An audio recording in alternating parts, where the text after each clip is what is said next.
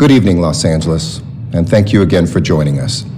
Tonight, it's a pleasure to be joined by a longtime friend and an amazing Angelino, Michelle Siqueiros, who is the president of the Campaign for College Opportunity. And in a few moments, we're going to discuss actions that we're taking to help the class of 2020 that I know is facing this crisis in a different way than any of their predecessors in looking at their future and assessing how they can have a great future.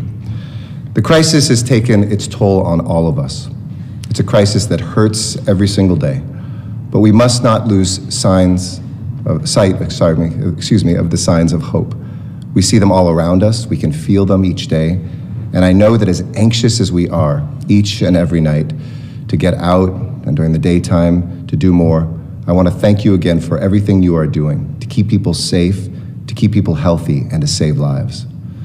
I saw the spirit of hope in this city this morning when I went to the All People's Community Center in South Los Angeles.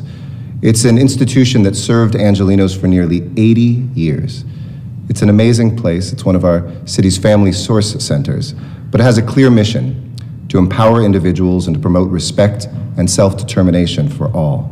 And I want to thank Sandra Bryant and her entire team who are doing an extraordinary job. That's our mission too, to carry all this work forward. And it's more important now than ever before.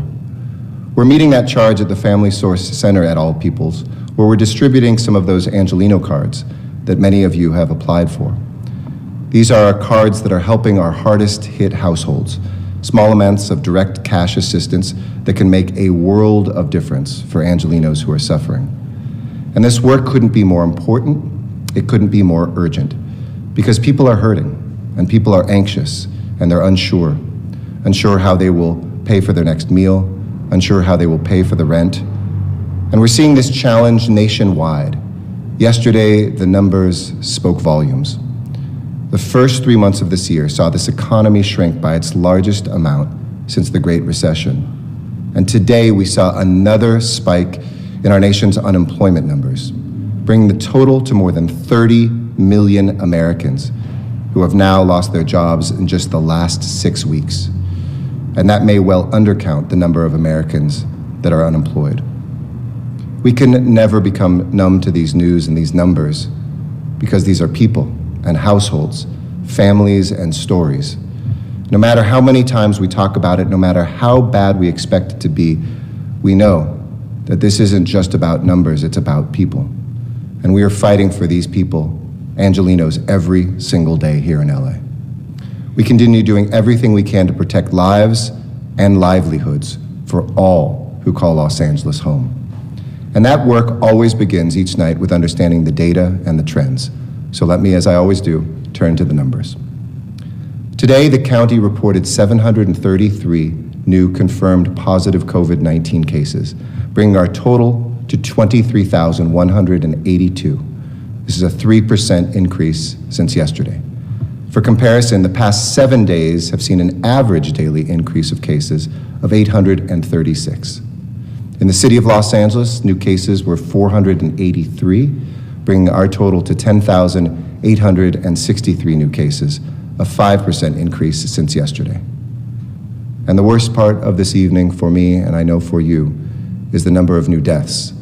We lost 55 more Angelinos confirmed the last 24 hours, bringing our total to 1,111, a 5% increase since yesterday, and in the 7-day average, we're losing 45 people a day here in LA. For all of those who are suffering tonight, we are with you. For all of those who have a hole that we cannot fill, we mourn alongside you tonight. And across this county, though, there's still good news in our county our general emergency hospitals, where we have 1,126 beds that are available, including 905 acute care beds and 221 ICU beds, including an inventory of 1,213 available ventilators. But because of the work of every Angelino, we cannot let up. And I say this every night, but the path to an effective response and the road to the first phase of our recovery is paved by our ability to stick with our stay-at-home orders, our commitment to test more people, and so that we know who has the virus, who needs the medical attention, and where it is spreading. It's why every single day we've worked so methodically to expand testing here in Los Angeles. First to our most vulnerable populations, to first responders, to healthcare workers, to skilled nursing facilities, to our essential workforce, to people experiencing homelessness, and more. And why last night I announced that all LA County residents are eligible to get tested at one of our City of Los Angeles testing sites. Priority will still continue to be given to our highest risk individuals. We'll never let the opening up of new tests take away the priority of those who need it the most. But as long as we have more tests available, we should never let any go unused each day. The city will continue to make them available to everyone with or without symptoms. We know this is a silent killer. It spreads without us seeing or feeling it. And if we're going to save lives and open up our economy, we need to know where this virus is. There are now 34 testing locations, thanks to the great work of the county and the city and many other cities like Long Beach and others who have testing centers as well. We estimate that 14,000 people will be tested. That's double the number of people who took the test earlier this week. And I'm especially proud that those that were in the city today did between 9,000 and 10,000. That's triple what we usually do as a result of opening this up and evidence that people want to get tested, and we will continue to provide them. By the end of the day, we will have tested approximately 154,000 people through these testing centers. Some days appointments will fill up, but our testing lab has hundreds of thousands of tests that are available. So we will continue to scale testing and order more to meet the demand day by day. You don't have to wonder if that cough is COVID. You don't have to wonder if you were exposed to somebody that you know had or you think had COVID. You can go get tested now, and please do. So sign up at coronavirus.lacity.org/testing or call 213-978-1028 or 311 after 5 p.m. This crisis has hit us all. Even if we've been spared illness or the loss of a loved one, we feel its impact. We've lost things that were special to us. Maybe it was a concert, a wedding, a graduation. And I want to speak to the class of 2020 tonight, because spring is supposed to be a magical time where you celebrate prom and graduation. You think about your future and the next steps that you will take and all the hard work that you've put into your entire childhood to finally get to a place where many of you were looking at going to college. Instead of having all those celebrations, you've had to trade in your cap and gown for masks and gloves. You've had to set aside your celebrations and take on new roles in your families. I've been so moved by the members of this class who have become the primary earners for their families, or taken on the role of caregivers for your siblings, even teachers for your younger brothers and sisters, while your parents have gone to work on the front lines. This is not the spring that you hoped for. This is not the spring that you deserved, but it is the spring that you have. So tonight, I want to talk to you, class of 2020, about your future and about the tough decisions you face about higher education.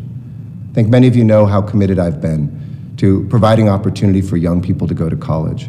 I was so proud that Los Angeles became the biggest city in America to make higher education free through our community colleges.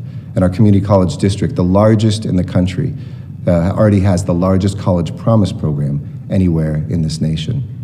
I know that for many of the students that have been admitted at four-year colleges and universities, that tomorrow is college signing day. This is the deadline for students to submit their intent to enroll forms. And while some colleges have extended that deadline to June 1st, many have not. You face an agonizing dilemma right now, whether to accept and follow your dreams for tomorrow, or to put those dreams on hold and to help your families today. For many, this would have been a tough call anyway, but COVID-19 makes it even more excruciating. And we know COVID-19's impact has been uneven. While it doesn't discriminate on who it infects, how it infects us does, unfortunately, exacerbate so many of the inequities that we have in our society. We're seeing indicators that disproportionate numbers of students of color and students living in poverty and immigrant students who have started to decline offers of admission because they're worried, understandably, about the present and worried about the future. For some, that might be because COVID-19 directly hit your family, For others, you're scared of not being there to help your family when someone's lost a job or seen reduced hours. For far too many, maybe you have no place to study and access fall classes that may be held online. These are real concerns that we shouldn't dismiss, but instead confront and try to help you with. But hear me when I say that we don't want COVID-19 to take lives, but we also don't want it to steal your dreams. I'm grateful to those colleges and universities that have waived fees and extended deadlines to give students more time to make this big decision, but there is even more that we must do. That is why I'm announcing a special partnership with the LA Compact. This is a coalition of early childhood and K through 12, higher education and nonprofit leaders who support kids, their families, and schools. We've launched a page on the Compact's website where any student in the class of 2020 can fill out a simple form describing your question, problem, or concern. It only takes a couple of minutes. And within 48 hours of submitting this form, depending on the information that you provided, a counselor from your accepted college, high school, or one of the great nonprofit partners that we have will be in touch to help you navigate this process and to get you through these days. It's a wonderful gift. It's an incredible offer. And it's a great chance for us to understand that the help that you will need in the fall so that teams right now can build the resources to help you start today. So all you have to do is go to coronavirus.lacity.org/collegeconnect. That's coronavirus.lacity.org/collegeconnect. And I want the class of 2020 and all of our students to know we have your back. We believe in you. We're not going to let this disease crush your dreams. And I want to speak directly to your struggles and to your parents and families. And for that, I've asked Michelle Siqueiros to be here to say a few words to you today. As I mentioned, she's the president of the Campaign for College Opportunity and one of the national leaders in the movement for access and equity for low-income students and students of color. I'm so grateful that you could join us here today. Michelle, the microphone's yours. Thank you.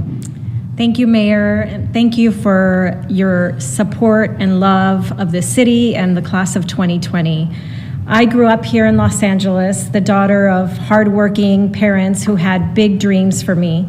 As the first in my family to go to college, I was venturing into the unknown, like many of you in the class of 2020 are today. My wildest dreams came true because I did go to college. I said yes to Pitzer and UCLA, and I'm a proud graduate of both of those institutions. Now, as the president of the Campaign for College Opportunity, I get to fight alongside our mayor to ensure that you say yes to college so your dreams can come true. Tomorrow, May 1st, is the traditional college signing day, but as the mayor said, this one is not traditional in any way. The class of 2020 is facing this college decision with incredible uncertainty. As the parent of an LAUSD high school senior, I'm experiencing it firsthand too. I'm heartbroken for the proms, award ceremonies, grad nights, graduations, and celebrations with your family and friends that are being postponed. As a mother, I know your families are heartbroken too. But we cannot allow the way this school year is ending to trump the 12 years of dedication and hard work that got you to this milestone. You're on the eve of college, class of 2020, and I can tell you this with all certainty. The value of a college education has never been higher. Over their lifetime, a college graduate earns more than $1 million, more than their peers who only graduated from high school. And in these uncertain economic times, I want you to know that it is college graduates who weather the storm the best. College graduates have lower rates of unemployment and poverty, access to health care. As a college graduate, you're more likely to own a home, start a small business, and so much more. Bottom line, college is worth it. While this pandemic may be postponing graduations, proms, senior activities, moments with your friends and family, it cannot postpone your dreams. The mayor and I know firsthand that pursuing your dreams, even in the face of adversity, will pay off. And that's why if you were admitted into your dream college, and you can say yes, we urge you to say yes. This crisis will end, the pandemic will run its course, and we want to see you on your way to walking across the college graduation stage. You deserve to go to college, to graduate from college, and reach all of your dreams because you've put in the hard work. And by doing that, you will make our city better and stronger. Although we urge you to enroll in college this fall if you can, we know that some of you may not be able to say yes to college at this particular moment, or might be exploring other options to stay closer to home.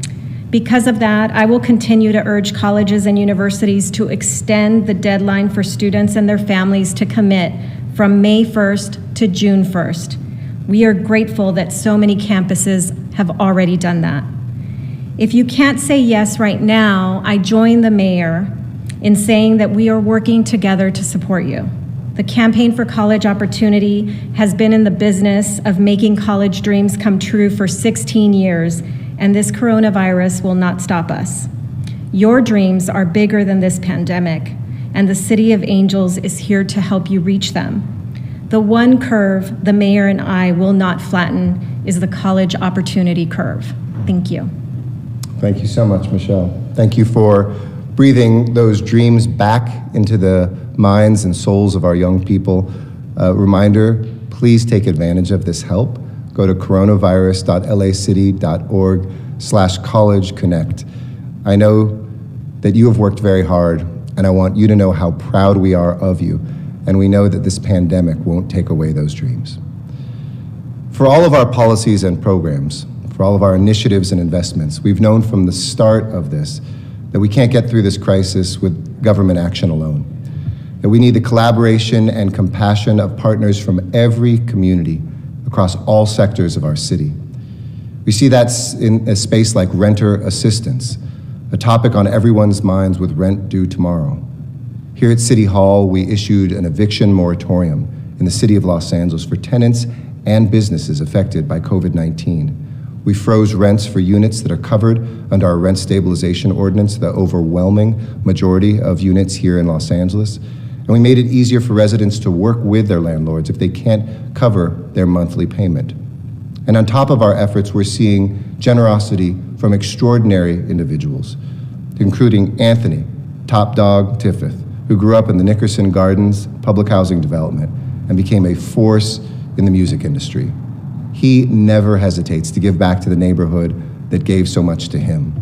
And he's doing that now by covering a month's rent for seniors in more than 300 units in Watts, across Nickerson Gardens, Jordan Downs, and Imperial Courts. With May 1st coming up, this couldn't come at a better time. That's the Angelino spirit, the LA love that I've talked about in these briefings each night at work. Everyone in Los Angeles is making sacrifices.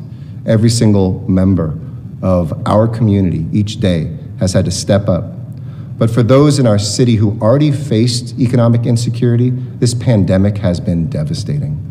That's why we launched the Angelino card for low-wage hourly workers whose incomes have been depleted or who have lost jobs and who need help right now without any discrimination, your zip code or your immigration status, your age. And as I mentioned today at the All People's Family Source Center, I want to tell you a story of a woman I met named Valeria, who is a Fremont High School grad from South LA who had a steady job at a shoe manufacturing plant until she was laid off in March. Valeria still hasn't received her unemployment insurance, and she told me how the Angelino card was literally her lifeline. It would help her get through the day, help her pay her bills, help her to buy food until support from the state arrives. I also spoke with Ana, an Angelina who immigrated to Los Angeles from El Salvador. She's raising a son on her own. Excuse me. She's raising a son on her own, and after losing her job at a long-term care center, she quickly ran out of places to turn for relief. Ana and Valeria were so grateful for the donations you and so many Angelinos have given. It's a source of relief for everyone, and support that doesn't hinge on status. They are just two of the more than 15,000 people that we've already helped in just under 2 weeks, and cards are on their way to help 45,000 more Angelinos in the days ahead. But soon that number will grow because of some great news I received this afternoon. The Mayor's Fund receives support every single day from folks like you out there, and every dollar helps. But today was a great day. Yesterday, the fund was gifted $5 million. No one had made a fundraising call, reached out to these donors. These are two people who simply stepped forward. What happened is that Bobby Murphy and his wife, Kelsey, they saw the work that we are doing, they felt for the people that they were assisting, and they put the check in the mail. Before she began staying at home with her now 1-year-old son, Kelsey was a physician's assistant working with low-income patients at St. John's Well Child and Family Center in South LA. So she knows firsthand how devastating this crisis has been for people like those that she worked with. And you may not recognize his name, but we all know his path-breaking enterprise. Bobby is the co-founder of one of our city's great success stories and tech companies, Snap, a company that's already supported the Mayor's Fund, along with Snap co-creator and CEO Evan Spiegel and his wife Miranda Kerr. So Bobby and Kelsey, let me thank you. Because of your generosity, we'll now be able to distribute a total of 20,000 Angelino cards to help 60,000 Angelinos. You are truly angels in this city of angels. These cards are a critical lifeline, and all of it is through the generosity. We can't name every $5 and $10 and $25 donor, but together those two put a card in the hands of somebody who needs it. So donate today at mayorsfundla.org/Angelino. In this crisis, there is so much that we can't see, excuse me, and much we still don't know. Where we felt secure, we now feel untethered. Where we plan for things, we don't know what the future holds. But one thing is certain, and each night I hope you feel it. You are not alone. Whether you're a senior watching this on your own and now have the chance to have meals delivered from us to you, whether you're a class of 2020 graduate wondering what you're going to do for college, we're here to help and to advise. If you're somebody whose unemployment just arrived today and you were laid off, or whether it was an immigrant who wondered, when our national government didn't step forward, do people believe that my contributions matter? None of us are alone in Los Angeles. We are all tied together. Our success will rise together, or we will fall together. But I know that this new economic reality, while it may feel hopeless, we are here to help you not just survive, but also recover. We've responded to a crisis. We're looking at the steps to reopen. Beyond that, how we can recover, and finally, how we can reimagine. But for each one of us, those days of reimagining, of recovering, and reopening depend on our response right now. And I'm so proud of the work that you continue to do, to not just bend a curve, but to save lives, to ensure that the chapter of this LA history that you are writing is one that will have the best possible ending. We're in this together. So, as I say each evening, stay safe, stay healthy, and stay at home. Much strength and much love, Los Angeles. Thank you. With that, I'm happy to answer questions. First question? First question will be from Jory Rand with ABC7. Hey, Jory. Go ahead. Hey, Mr. Mayor. Just a couple quick questions for you. We saw the governor shut down Orange County beaches today. Have you been consulted by any officials down there in Orange County on the subject of beach closures? And if so, what have you offered in terms of advice? And I just wanted to really quickly ask you about being named a co-chair to Vice President Biden's Vice Presidential Search Committee. You're understandably really busy these days. Just curious, how much of your time will this post take? And any time spent on that, wouldn't that be time you would be spending otherwise as you're on your work as mayor during this crisis? And do you speak to Joe Biden at all? Have you consulted him at all during this crisis on how he would handle the situation, or anything that you've spoken to him, consulted on this current situation? Thank you. Thank you, Jory. In terms of the beaches in Orange County, no, I have not been directly consulted by any of the cities or the county officials there. I was informed by the governor's staff last night about the move and talked to the governor this morning as well. And I think all of us, as I think I've shared, I'm on an almost nightly call with the 13 mayors of the most populous cities in California. And one thing that we share is we have to try to move together as much as possible. It's very difficult when some folks move more quickly or other folks move more slowly. I think these steps for a region should be taken as often as we can together because this virus affects all of us. It cares not where a county border is, it cares not where a city border is as well. And so I do look forward to the days ahead. As I've said and been able to detail, we are looking very closely. I was a part of a call today with a couple other mayors and the Board of Supervisors Chair Catherine Barger about how we move forward as a county and as 88 cities together. And I'm very proud of that work we've always done hand in hand. But I do think that the governor has made some really tough decisions. We've all seen, we don't know the impact of moves for 2 to 3 weeks. So if we do things ahead of everybody else, we may not just be endangering our people, but endangering other folks who drive in from neighboring counties and neighboring areas. So I support that move that he had, but I have not been consulted. And in terms of any political questions, since this is City Hall, I won't be able to answer those questions. I'd be happy to do those offline, but my 100% focus is on making sure we address COVID-19, and that's what the purpose of these briefings is. Thank you. Next question. Next, we go to Steve Gregory with KFI News. Please go ahead. Hey, Steve. Hi, Mr. Mayor. Good evening. I got to ask, did you consult the Los Angeles County Health Department when you decided last night to open up testing for everyone regardless of symptoms? There seems to be a lot of confusion. Dr. Christina Galley today in their conference had suggested that there's no benefit to testing asymptomatic people. It's a very confusing message. She says that you folks are in constant contact, but she would never go so far to say that you consulted the department. I'm just wondering, these are the kinds of things that are starting to cause confusion and frustration amongst the public because they don't seem to be hearing a unified message. Sure. Thank you. Look, I love working with the county and my 87 fellow mayors. We've had an extraordinary close relationship. And I would say long before COVID-19, I'm proud that I think we have the strongest relationship between a board of supervisors and a mayor and our city council from the city of Los Angeles that in our history. That's borne out in our transportation successes like Measure M. That's borne out in the work that we're doing on homelessness. And we are so close that we have staff talking probably at any given time. We have people either co-working in the same space or talking every single day.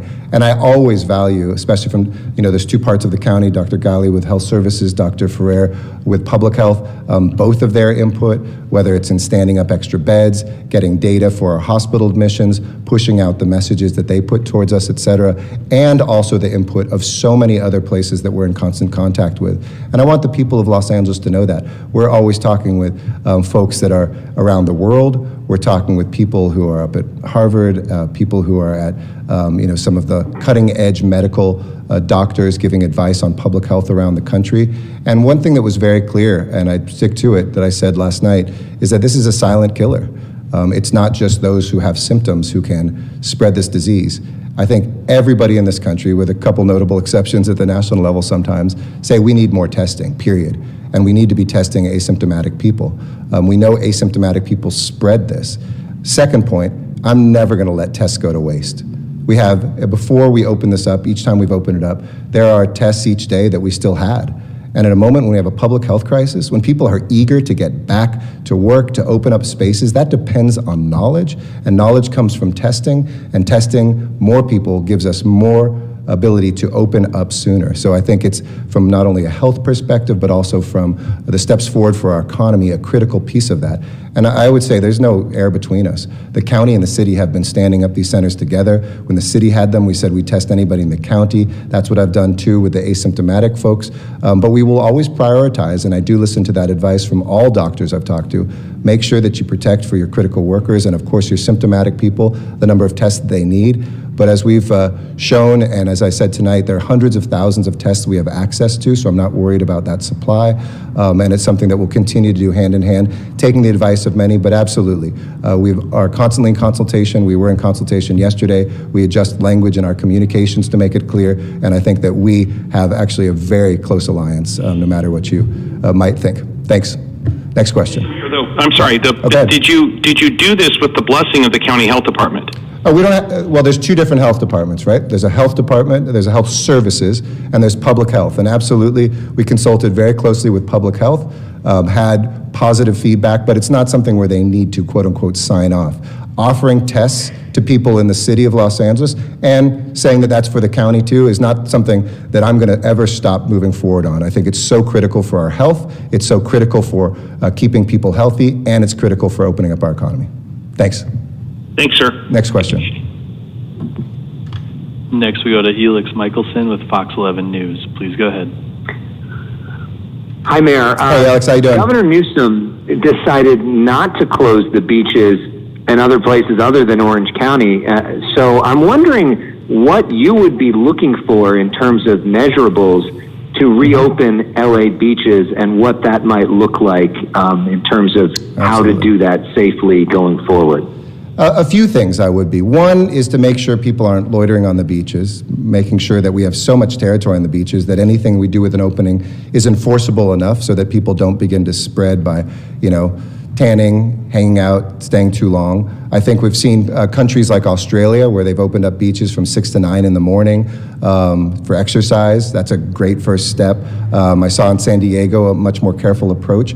But this is something that I think the beach cities, including Los Angeles and all the other cities from Long Beach all the way up to Malibu, should make together. Second, we should do that on the advice of Los Angeles County Public Health, which still does not advise that we open those, and we do, but not in respect to the previous question, we take that advice and follow that.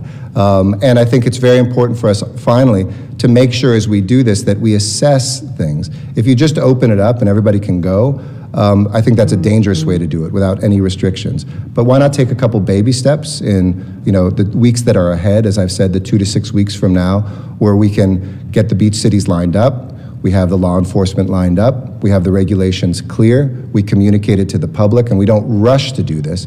I'd rather go slower and do it right than rush and find out 3 weeks later we've done it wrong and we're telling people you got to go back indoors because we screwed up. That's not fair to anybody. My goal is to get people safely back to those public spaces, not just beaches, but some of our parks like Griffith Park, et cetera. And we're doing a lot of really hard work within the city and also with working groups across cities and within LA County. And I do think LA County is a real example of how that is working well together. I know for some they might see beaches are open, why can't we be that county? Say, because the advice of our public health folks is not yet, but we're getting closer. Thanks, Alex. Next question. Next, we go to Robert Kovacic with NBC. Please go ahead. Hey, Robert. We made it.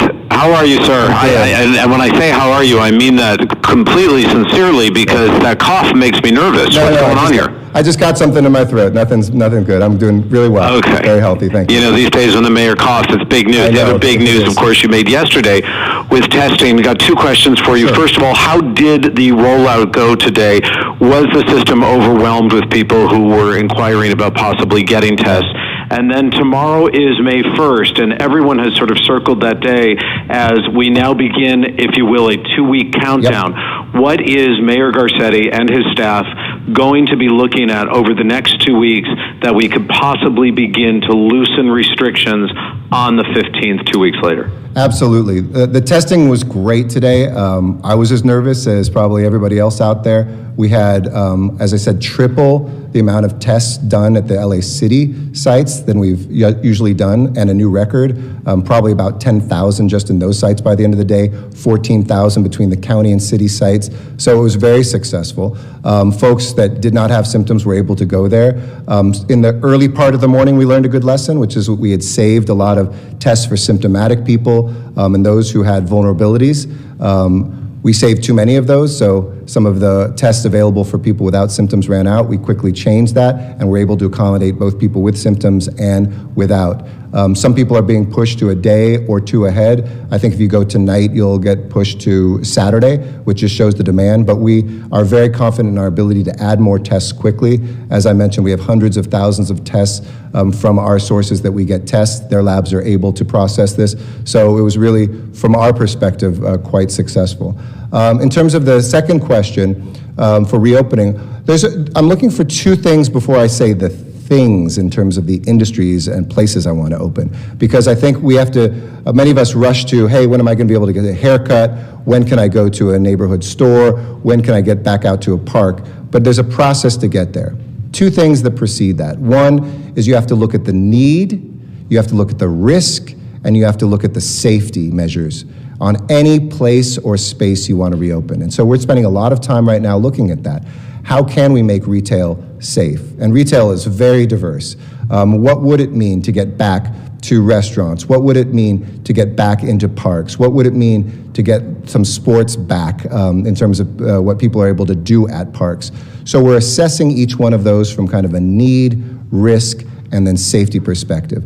Second, we need to have some metrics that we agree upon. And I'm working with mayors across the state, working with the governor, working with our county health officials as well to try to get those measures. In other words, how many tests per 100,000 people a day is a good measure?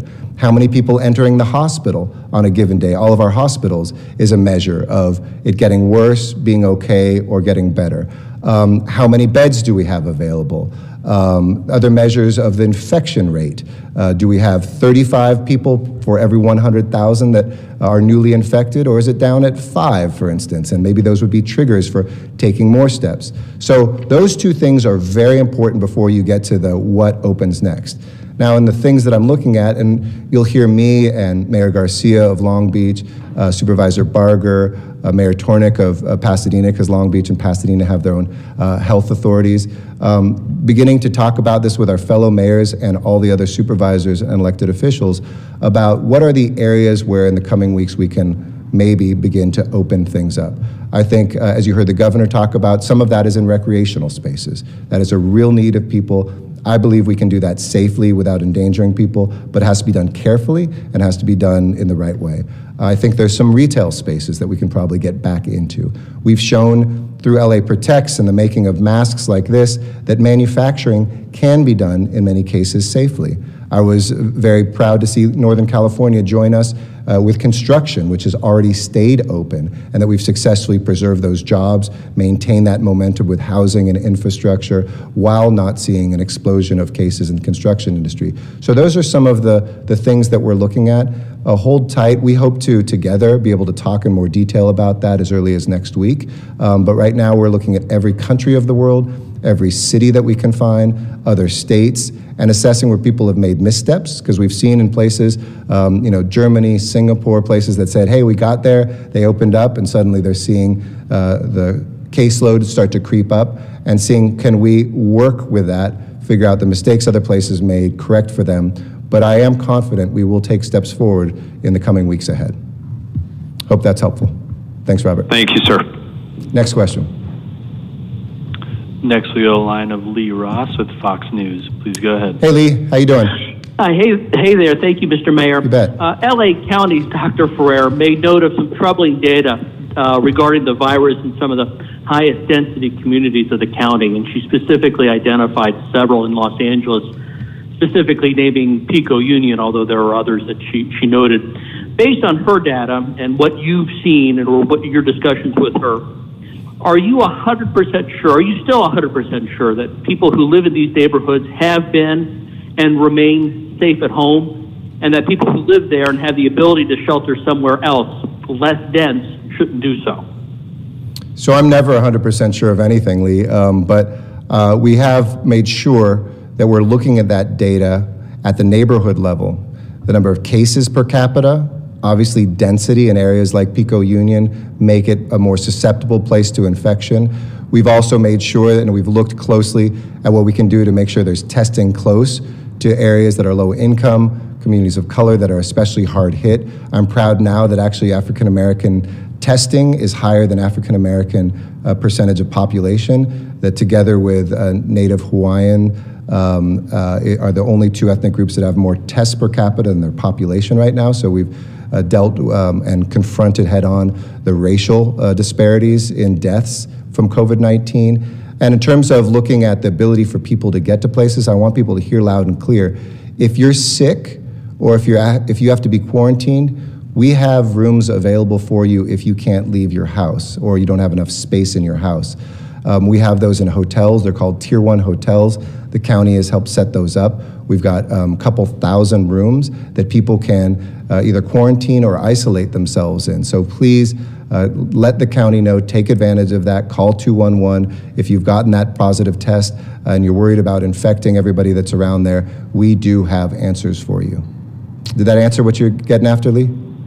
Well, it does. I guess perhaps you could speak more just to the idea of density and how significant that is. I mean, on a national level, we're seeing, the meat facilities in the rural areas, or even look at the Teddy Roosevelt, a very, very compact area, and just the huge explosion of cases. And I'm curious if that, and what you're seeing with the neighborhoods like Pico Union, if that does not register the idea that the density, the packedness of your living arrangement or your working arrangement or your day-to-day movements may be the most significant factor in whether or not you contract the disease or suffer its most severe impacts. I wouldn't say it's the most significant factor, but it's one of the most important ones. Obviously, the speed with which you get diagnosed, one of the metrics that I'm looking at is, can we test anybody who has symptoms within 18 hours? I think that's a really good metric and a goal to push for. I think tracking and tracing is as important as density.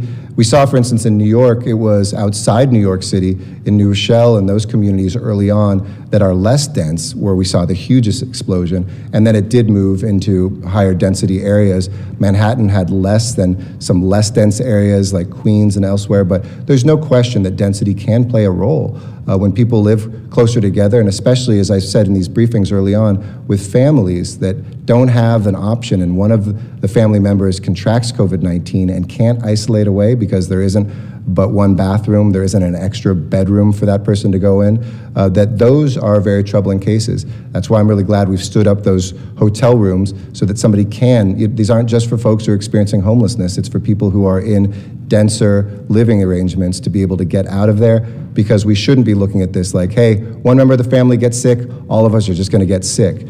We want to slow the spread, and that can be one of the most dangerous things. So it is a factor. I don't think it's the biggest factor, but it certainly has influence. Thanks, Lee.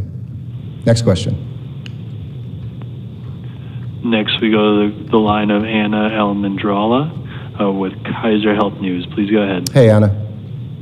Hi, thank you so much for taking my question. My first is for expanding access to testing. What's your ultimate health policy goal? Is it to aid in the reopening? Is it to help understand the prevalence of the illness? Or is it to hand over those positive contacts to LA County for contact tracing? And then secondly is how confident are you in the accuracy of these tests that they're using, which is now in the mouth instead of in the nose area? So, let me work backwards. We're confident in the accuracy. No tests are 100% accurate. I know there's been some back and forth between nasal and mouth where we feel they're equally accurate. Most testing is showing that. This is the same test that the Air Force is contracting with. We've looked at that, and it's a combination both of tests, the speed of being able to turn around in labs. So we feel we've hit at least a sweet spot to get to as many people as possible. There will always be an error rate from serology and virology tests, but so far so good. In terms of what our health goals are, really I don't define health goals, but I think about them a lot. That's really for the county to determine. But I'll tell you what would be helpful for me as a decision maker is more data. Yes, of course, part of it is how to return to work, and that is helpful if we can find everybody who's infected. I don't pretend that we'll have overnight 4 million tests in the city of LA for everybody to take daily. What we do have, though, is the ability for people who wonder and maybe who couldn't get something because they didn't have symptoms, they couldn't get a test, to now be tested and to find some of those diamonds in the rough, make sure that we do pass those on to county public health so they can do the contact tracing, and also the tracking of symptoms from folks to see if it gets any worse. That's really, really important. Secondly, I want to have more data so that we can kind of have more triggers, more hair triggers. If we are testing enough people who are asymptomatic, I can have a better sense of exactly what the infection rate is, measure that, track it day to day, and then tell the city when I need to, hey guys, we got to step back and become more restrictive, or have the confidence to say we can hold where we are, or even step forward and open things up more. If we wait the 2 or 3 weeks before we're just looking at hospital admissions, or even worse, looking at deaths, That means we're 2, 3, 4 weeks behind where we should be in assessing where the virus is at any given point. Last thing is, if we ask the right questions, as we're doing and as public health asked us to do, we can track the impact by zip code, we can track the impact by ethnicity and race, we can track the impact by gender. We haven't had a lot of discussions of that, but this is disproportionately affecting men and not women. We're seeing, of course, things like that there is in our senior facilities, 40 to 49% of our deaths.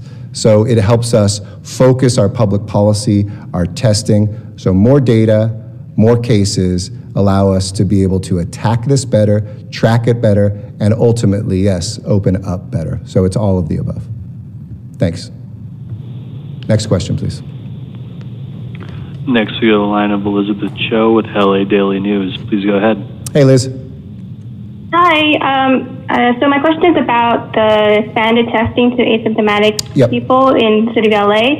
I understand that you explained that there's plenty of tests that are going unused and you don't want them to go to waste. But it sounds like the county is looking at it in a more long-term way they're saying that there's a constrained testing supply situation right now nationally, and they want to save the tests to when it's most useful to be using them, which is, I guess, in their consideration is, I guess, in the future there would be tests needed when things start to open up, and also testing people right now doesn't seem to be that effective if you're asymptomatic, because they say that the existing public health orders are enough for people to be following. It's being tested right now doesn't really change anything about what we would be doing.